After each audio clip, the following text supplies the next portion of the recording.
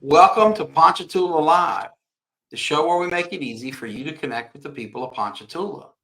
I'm your host, Parker Layrisson, and today I've got a really fun show. I've got a couple of great guests that do really important work here in our community and beyond the borders of Ponchatoula. We have here a minister, pastor, and his wife, who's a mental health counselor. And these are folks that go to schools and other places to talk about important issues like self-esteem and bullying and things that kids need to know so that they have the skills to do better to succeed in our community. So with no further ado, I bring to you our guest today, Wytisha Williams-Merrill, and her husband, Pastor Chris Merrill. Welcome to the show. Hello. Hey, Hi. Thanks for having us. Yes. Thank you for coming here. I love these beautiful smiles y'all have. I really enjoyed getting to know you a little bit in the pre-show interview. And as I mentioned, Chris, this is you as an Army veteran, I'm sure respect old school values. So I'm a ladies first kind of guy. So if you don't mind, I'll begin with your wife. But Wytisha, Chris, why don't we just kick things off with you telling us a little bit about yourself? Ladies first. Okay. Yes. I first would like to say that I am actually a native of Louisiana, Hammond, as a matter of fact, Tangipahoa Parish. I am currently a mental health therapist. I am also a motivational speaker, an author, the CEO of WLW Restored and Healing Hearts. And I'm also the evangelist and the elect lady of Real Next Level Ministries. So wow, that's a full plate. Yes, many hats, and it's a few more that I didn't name, but hey. Well, I don't. That's a lot of balls to keep up in there. I've got a lot of good questions to follow up on that. But what about you, Chris? I mean, maybe you're just the wind beneath her wings all the time because she's got such a full plate. I suspect there's more to it. It's very exciting. I'm a minister. Been in ministry since I left the military, so I'm a veteran, and I met her through the VA. And so, since she's a veteran, it's amazing. We all have purposes and stuff, and so I was always excited about helping people. And when she told me about the vision, WLW Restoring Healing Hearts, I'm like, I'm on board. So I became the director. So, oh wow, that's cool. Yeah.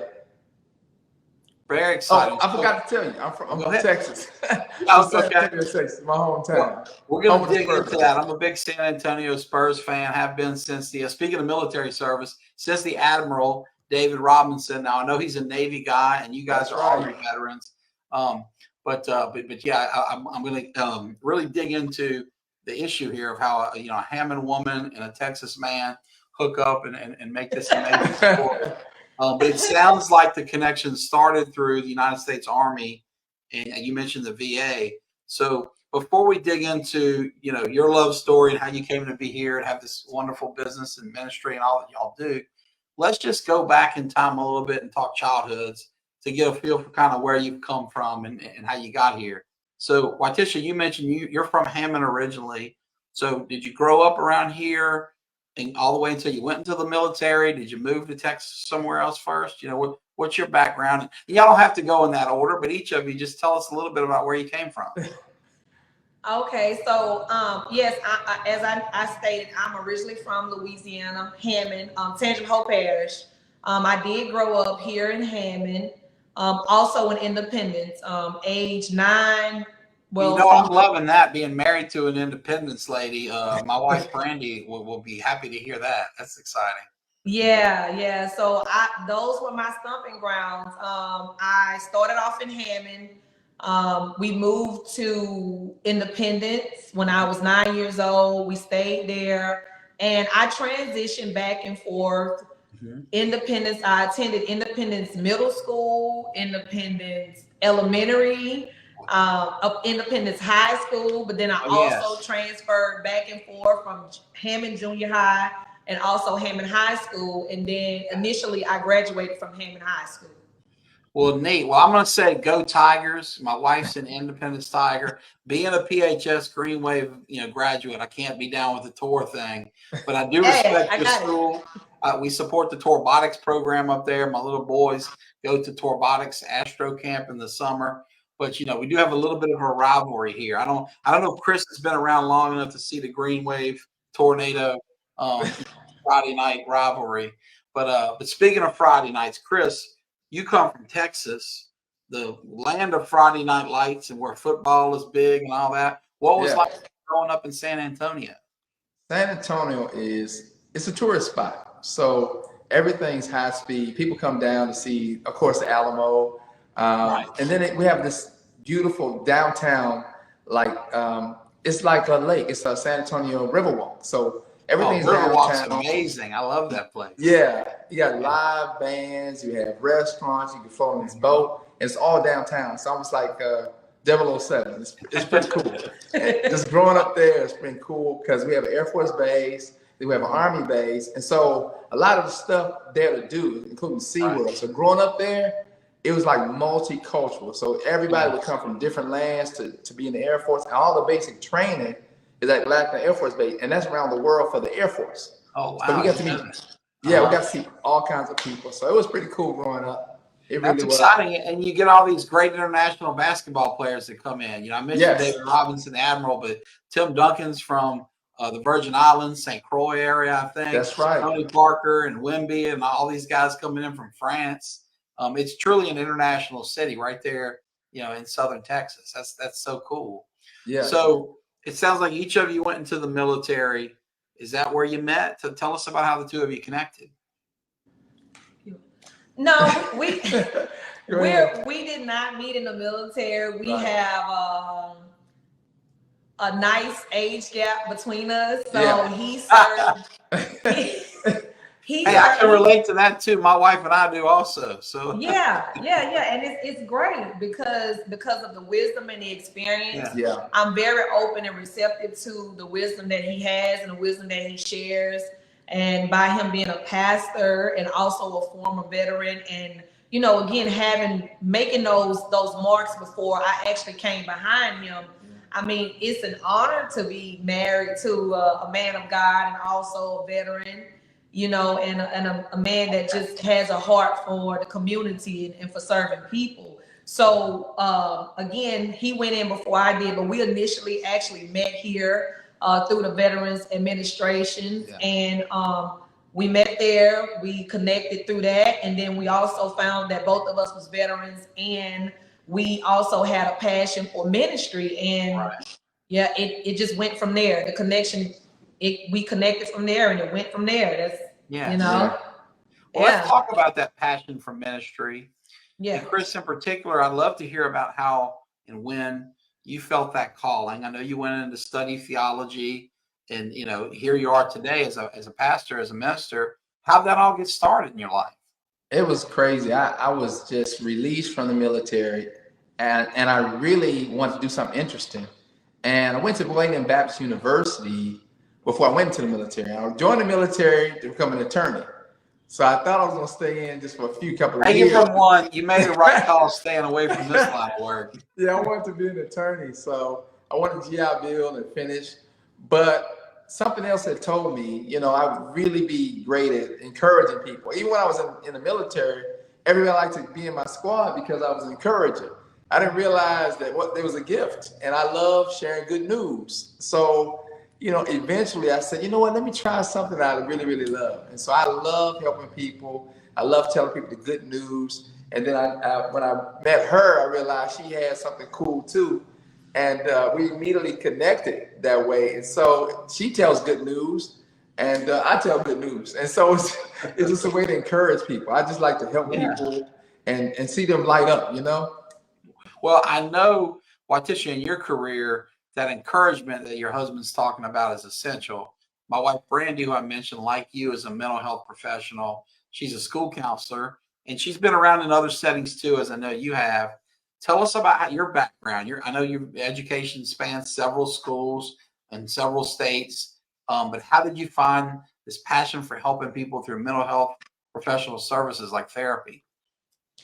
Well, honestly, and we're going to be honest, I found mental health through my mental health challenges. Growing up here in Tangipahoa Parish, I grew up in I would say a very dysfunctional household, and I faced a lot of challenges through my childhood. And when I went into the military, I didn't really know that, the things that took place in my life impacted me the way that it did. So throughout being an active duty soldier, I faced some challenges and was encouraged to get mental health. And that was the starting of it. So I continue when I ETS from the military, and I began my own journey.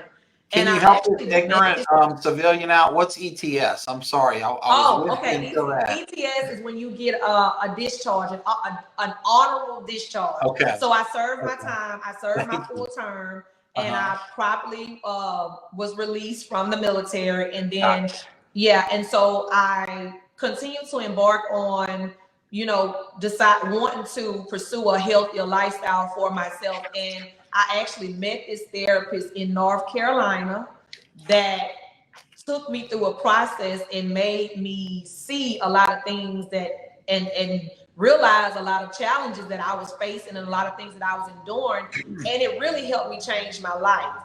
And so when I went through that experience and I was able to make that traumatic or that drastic change, I then said that if this person can help me change my life, my way of thinking, my way of living, then I want to be a part of that change. I want to be that voice. I want to be that person that can also help encourage people to do what I did.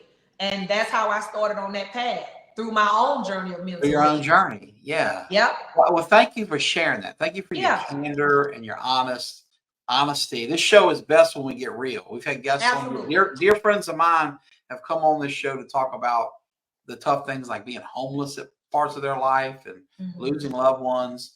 And that's where the real learning happens. And it seems to me that because every family's got mental health challenges. I think about, uncles and cousins and all these people around me that have needed mental health services over the years and benefited from it. But I think, unfortunately, there's a stigma out there, and not everybody's willing to come forward and be real like the two of you and share their true story. And if it's not truth, how can it reach these people going through real stuff? So I thank you for that candor. I've seen in my wife's professional career and in my own family, the importance of what you do. It's, often unheralded. My wife approaches mental health from the social worker angle. She's a licensed clinical social worker by trade who functions as a school counselor. And we often joke, the only time you see a social worker on TV is when they're taking somebody's kids. It's like people doing the most important, it's a thankless job. It pays nothing. You have to be in school forever, so your student loans are sky high like a lawyer or doctor.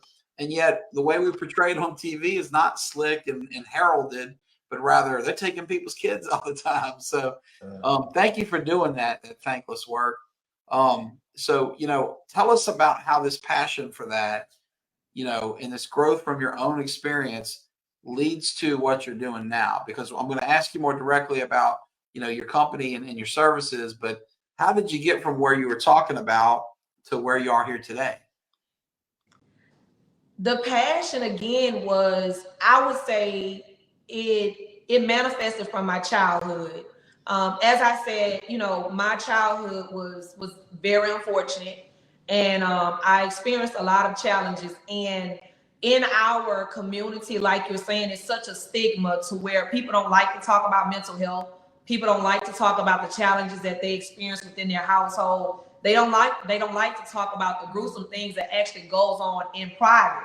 And so for a very long time, my behavior when I was a child was looked upon as, it was more so demonized and looked upon as like she was a child that had trouble. But there wasn't anyone that ever came to me and tried to find out what were my challenges, what was actually taking place in my household, what was I going through. And so it just, once I became an adult, and like I said, once I experienced what mental health did for me, because I'm telling you, I just felt like I was a person that just was beyond reproach, that beyond help. And so once I saw what it did for me, it ignited the passion to want to be that voice for people that suffer in silence. I desire to be that voice to speak out about mental health. My husband knows, and he always say this, I'm so open, and I will self-disclose because I like people to understand that, you're not the only one that's going through it. And so it takes a bold person to talk about their mental health challenges and then how that process helped me. And now I'm able to help other people. And I tell people, I'm not just doing it because of the education, but I'm so effective because I have had my own experience and challenges, so I can relate. Right. So it's not because of the education. The education is because of the passion you have for it, knowing how important these services are, how needed they are, and knowing the only way to get there, to be able to provide them as you do now, is to get that education, right? Absolutely. So would you mind walking through, because I find this show is at its best when we get to peek behind the curtain to find, for example, how someone becomes something. Last week we had the Strawberry Queen on here, and she told us all about the pageant. And everybody just thinks, hey, they might pick the prettiest girl who can wear a crown and a dress, and she gets a Strawberry Queen. And we learned last week that no, you actually got to know a lot of agricultural stuff to be the Strawberry Queen. Like, this variety of berry is different from that. I find people have very little knowledge in the general community for the education required to become a mental health counselor, a therapist, etc. So would you mind telling us about what your journey is, the schools you went to, the degrees you got, and what that enables you to do? Okay. Well, as far as the schools, I started off in Fayetteville, North Carolina, when I first discharged from the military, from the United States Army, and I started off at a community college because again, I wasn't so sure. So I did 1 year there, and I received my associate's degree in general education. And what I did from there, I utilized the hours and the credits from that school, and I transferred those to a university where I attended, Methodist University. That was a private university in Fayetteville, North Carolina as well. Is that near Fort Bragg, or what part of Carolina is that? Yep, Fort Bragg, North Carolina, where the Army base, the airborne, the airborne Army base is located in Fort Bragg. That's actually one of the major Army bases, all over the world. So that's where I was initially stationed, and that's where I attended my first two schools. So I went to Methodist University to obtain my bachelor's degree in psychology. And then from there, I relocated from Fayetteville, Fort Bragg, North Carolina. I relocated back here to Louisiana, and I attended Southern University, and that's where I acquired my master's degree in mental health counseling. Gotcha. And as I understand it, to actually give the clinical therapy, whether you're a social worker or a counselor, you need a master's degree. You can't do that with just a bachelor's. Is that right? Right. Absolutely. Okay. Absolutely. So if we've got folks out there like you that have lived a life in need of this type of service and, feel a calling on their heart to go into mental health, there are a lot of ways they can help. But if they want to do therapy, they need to get a master's degree like you did, or my wife Brandy did. Yes, Thank you for sharing that. Speaking of sharing, I want to share a comment we've got. A former guest of the show and a good buddy of mine, Marshall Graves, chimes in. Chris, like you, Marshall is a Christian ministry. He's got an outreach program here in Ponchatoula that does wonderful things for youth in our community. And his question is, how would you suggest helping kids who don't have the finances or support system to get mental health? His question is about how to go about making a real difference in that circumstance where kids just don't have financial resources. What would your answer be to that? Well, we make ourselves available.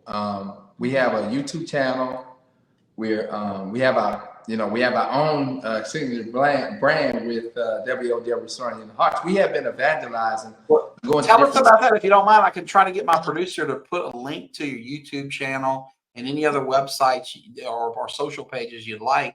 I'm sorry to interrupt you, Chris, but that would be a good way for people watching, especially if they're watching live, to check out what you do. We have our own website, and well, she put it under the WOW. You put it under your Queen Wytisha, right? Yeah. Yeah, Queen Wytisha. But you can reach out to us on YouTube. Okay. And so you don't have to pay anything. You just have to have YouTube. And you know, we can go in there and help you. We can service you. We have been going to school where kids don't have to come to us. We've been going to different schools in the parishes. And so we've been trying I think to talk. you were at DC Reeves right here in Ponchatoula recently, right? Right. Okay. That's And great. so we brought our mascot to do his little jig, and he's been doing backflips and stuff. And then she goes into the subjects that are important. But we want the kids to understand, you know, don't have to have a lot of money. You know, just reach out to us. And of course, with her expertise and my experience, you know, we always bring positive information. And we want the kids to know that we love them. You know, it's unconditional. We just want them to understand it's safe to reach out to people who love you. Yeah. And that's a great point. And, you know, it takes a village. So, for example, on Monday nights, Marshall has his ministry at, you know, the community center. And he preaches God's word.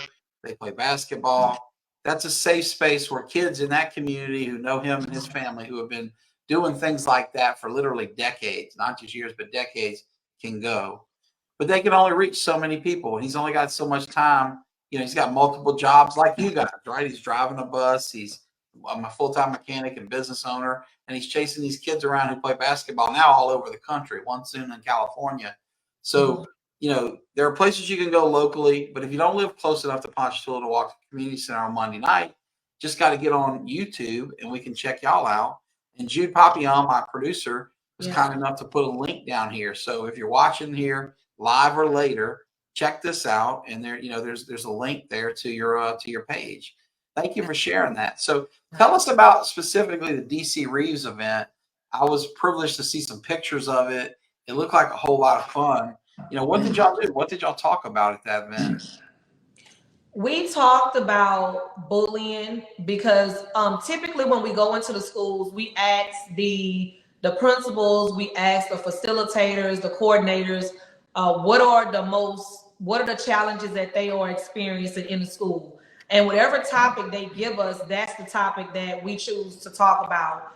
I specialize in various topics when it comes to mental health, from bullying, low self-esteem, trauma, suicidal ideation. So conflict resolution, anger management. I mean, if you're going through your experience and you name it, you know, for the most part, I specialize in it. So we just ask the principals, what do they prefer we speak about? And from there, you know, we take the topic and we present it to the crowd. So we talked about bullying, and then I tend to give them a little skit towards the end about the little engine that could, because I like to encourage all of these young children that if you can remember the story of the little engine that thought he could, everyone told him that he wouldn't be able to pull the party train over the mountain.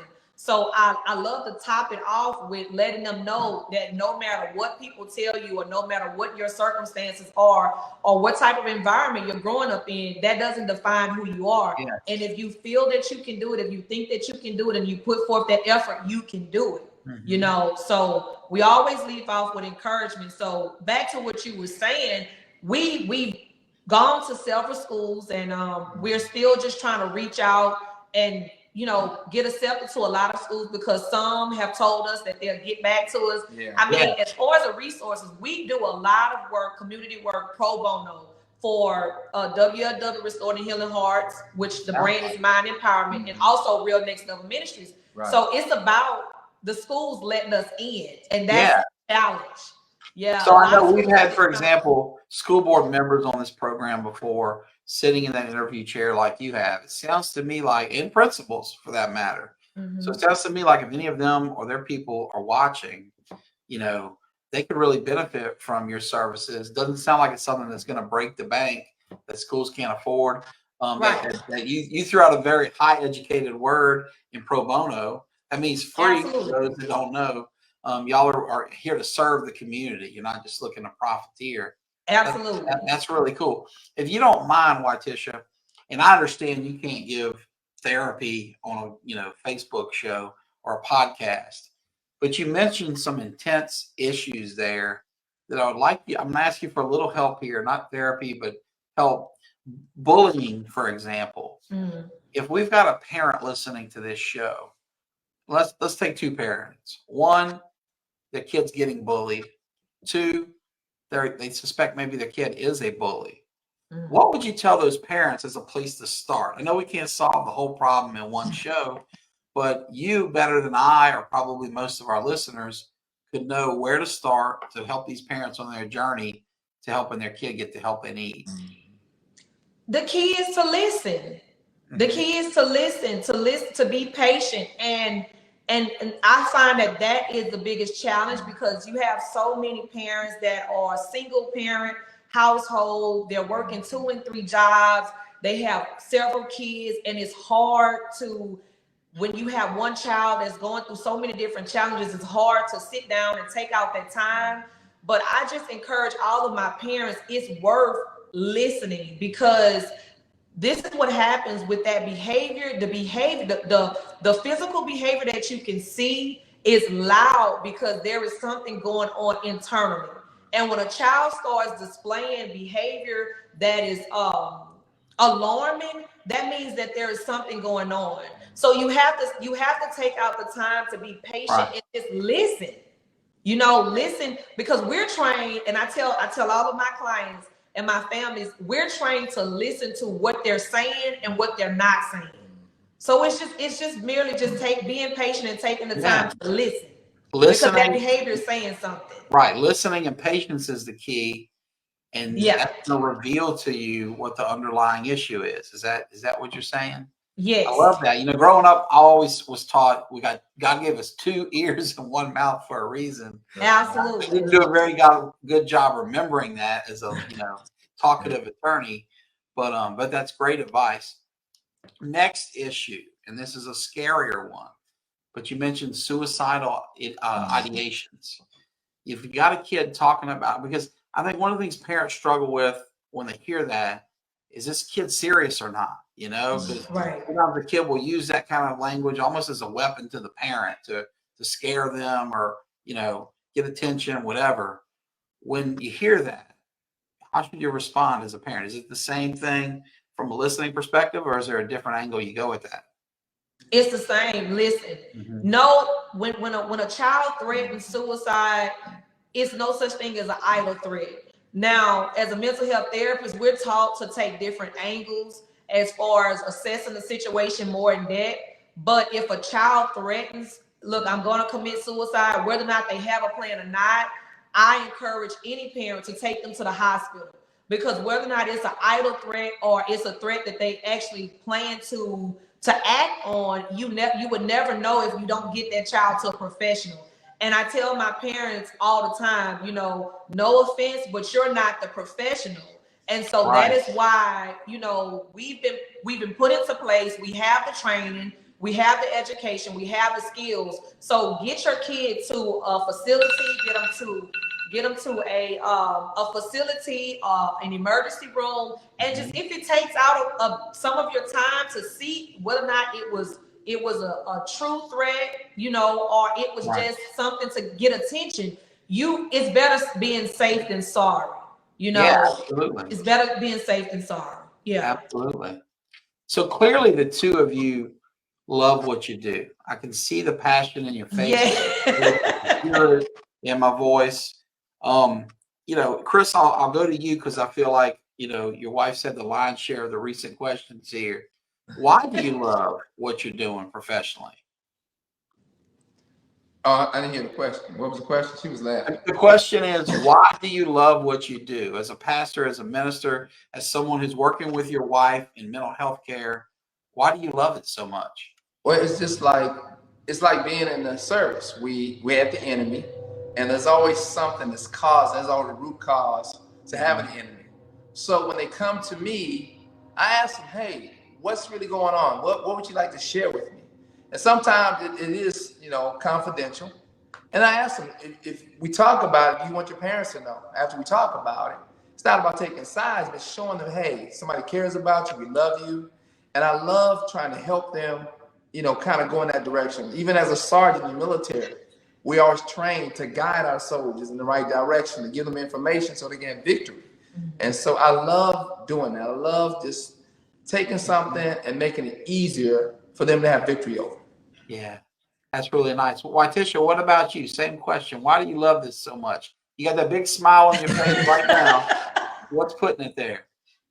I love helping people. I love helping people. Again, I mean, it goes back to being able to contribute to a bigger cause, being able to, again, to be able to give, to provide the resources, to provide help, to provide the answers, because in our community, honestly, a lot of people just don't know.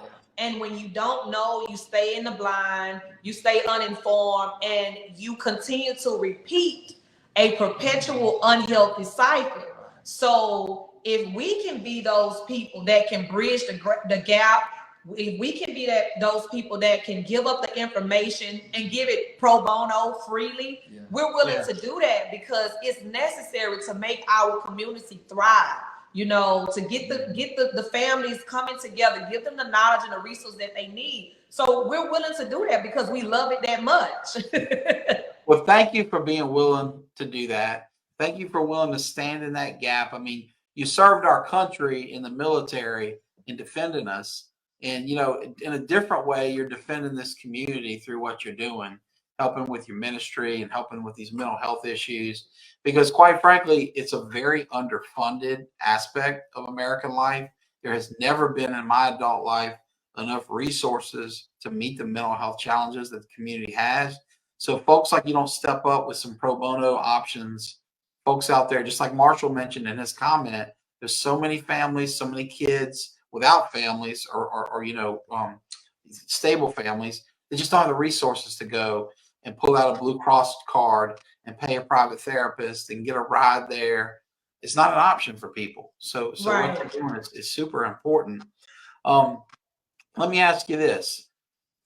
Clearly, you guys are inspired by your own life journey, your service in the military, Wytisha, in your case, the upbringing you had and the challenges it presented. Who have been some people along the way that inspired you? Whether it's teachers, commanding officers in the military, loved ones, friends, family, who has inspired you as peoples in this journey that you're talking about? Don't talk about. I know mine. Who was yours? Well, if you know yours, go first. Give your wife a little time. He Bail her out a talks little about bit. this man all the time. When I was in fifth grade, there was a substitute teacher, and we were funning and throwing spitballs, and he's a substitute. We tried to give him a hard time. Right. And he just quieted us up. He just said, "Hey, you kids, I want to tell you something. If you continue to do this, I'm not gonna stop you, but I'm here to teach you something." His name was Mr. A.D. Arnick. And he told us, he said, if you the guys don't learn, have you ever seen the guys in the ditch? The guys don't have food. The guys open up a sign. They didn't get their education. And we just stopped for a minute. We're like, whoa. He was an Army veteran. He says, I already have my education. I want you guys to get your, that's why I came here. And Mr. A.D. Arnick changed my life. He inspired me. And I never thought about Mr. A.D. Arnick wanting us to learn. And ever since I was a kid, I mean, I learned because of him. He made a difference. Right. We stopped messing around because we had a teacher who was teaching us how to be successful. And he was a soldier. That's the crazy part. Yeah. And it blew my mind. I love that story about Mr. A.D. Arnick because, you know, I host this show regularly, but I can't always make it. I've got a co-host, and his name is Mark Verbois, and he's my guest host when I can't make it. And Mark, while not a military veteran like Mr. Arnick, he went back, you know, this guy was very professionally successful through a variety of careers, big companies and whatnot. And but then he started substitute teaching, and he got a passion for it. He's now a full-time teacher out of Ponchatoula High. He's been coaching out there and teaching out there and loving it, making an impact. But you're right. I mean, the sub doesn't always get that respect. Right. You know, that's usually when you're looking to cut up, hey, sub, put on a movie. And so it's really neat to hear your story about how Mr. A.D. Arnick could reach you through that. And then, of course, you follow in his footsteps into the military, find leadership there as a sergeant. That's a cool story. Thank you for sharing that, Chris. Wytisha, what about you? Who comes to mind when you think about people that inspired you in your life? I would say 3. Here locally in Tangipahoa Parish, Miss Whittington, she was a huge inspiration because she was actually my junior high teacher when I was in school. And she opened the door for me to get admitted to this program called the LSYOU program back then that allowed me to work during the summertime. So that taught me responsibility, and it did also help with me work, living in the environment that I did. It helped me gain money. So she opened those doors. She was just always an inspirational teacher. She just always encouraged.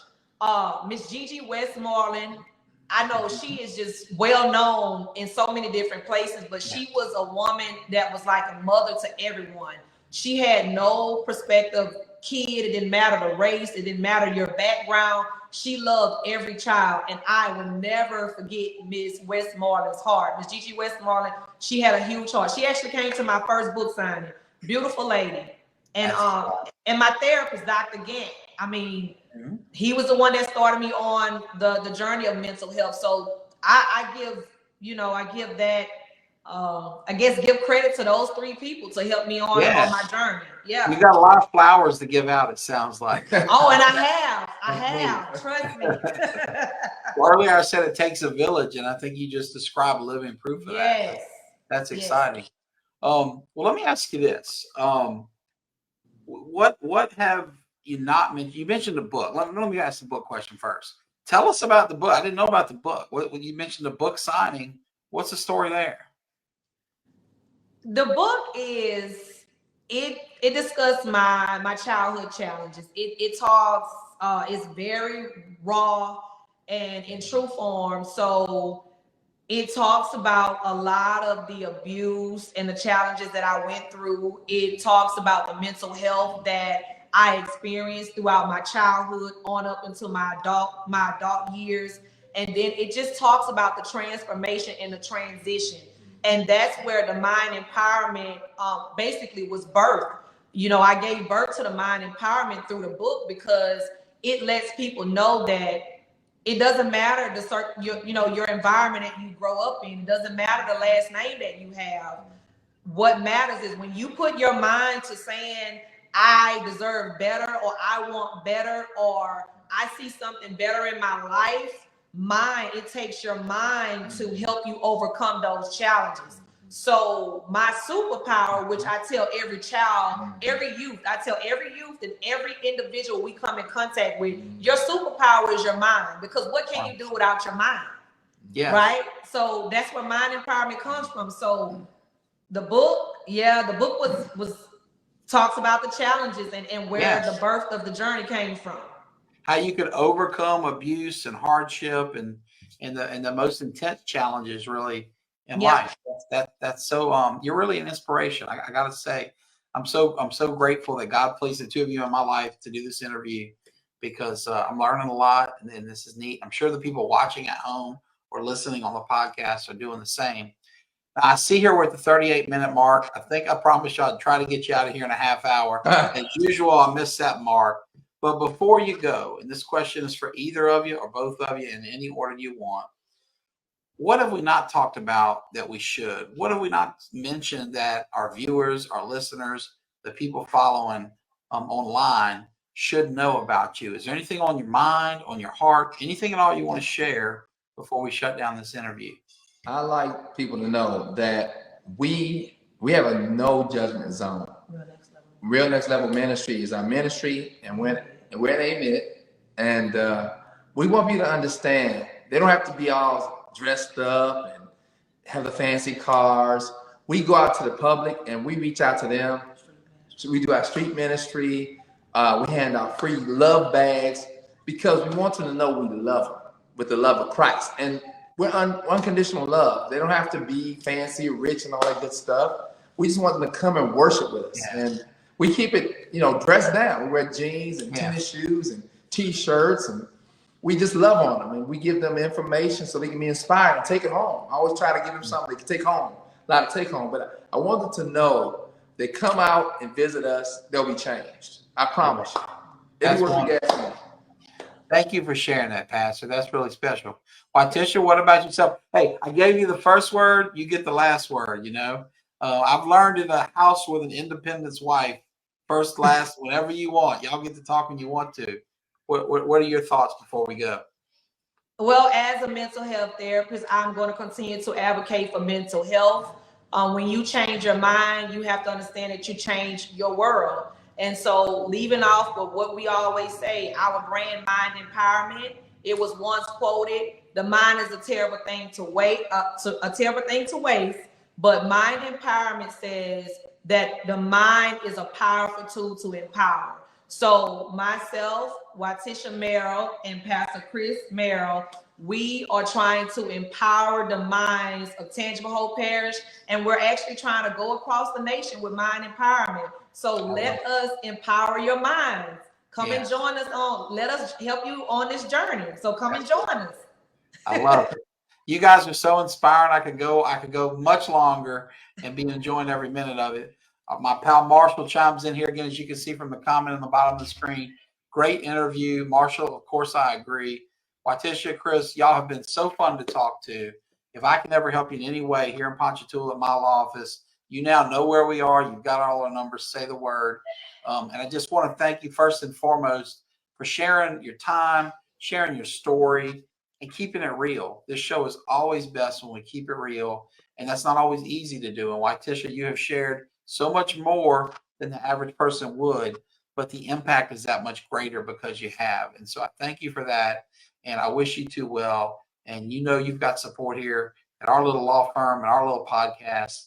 And y'all just have a great week. Oh, I got one more comment here. Whoa. Speaking of good Christian women doing great things in the community, Felicia Elsie, who's also been on the show. And by the way, I should have mentioned for our viewers and listeners, all of our shows are available. If you want to watch the video on Facebook, if you want to just listen on podcasts, Apple Podcasts, Spotify, we would love it if you'd subscribe, hit that like button, follow us, whatever. But Felicia's on here with a comment. She says, "Good evening, great interview, and thank you for sharing the link." Felicia, thank you for saying that. And one more time before we go, I'm going to put that link back up here again. It's under the comment by Jude Papillon. That's the link there to your Mind Empowerment Program. Powerful stuff. Like you said, pro bono, free. Folks, if you know someone in need, share this with them. It's as easy as copy, paste, click, and send, and you can really change somebody's life. You can tell these two people here are changing lives. So, and we are. I forgot. Oh, go ahead, Pastor, please. I forgot. We're on Facebook. So you go on Facebook and reach out, WOW, Restoring Healing Hearts, and a lot of information is there. She shares a lot of information for free. I call it her onions. She shares her onions, so it's different layers. And so if you want to reach out to Facebook, become our friend, and trust me, she'll answer you back. She's had a lot of people come. It's like a lot of people, but she'll answer you back. If you have questions and you want some information, we are here to help. And if I can chime in, I do. But we just want people to know we love them. Yeah. Well, we've got that. Thank you for sharing that. We've got a link to that profile now in the comments too. You can check that out. Or like you said, you can just type in WLW, Restoring Healing Hearts. But thank you too. You guys have just been amazing. I really appreciate you sharing your stories. And to our viewers, our listeners, thank you for sticking with us to the end. Ponchatoula Live will be back next week, same time, live at 5. Thank you. Thank you. It was an honor. I love being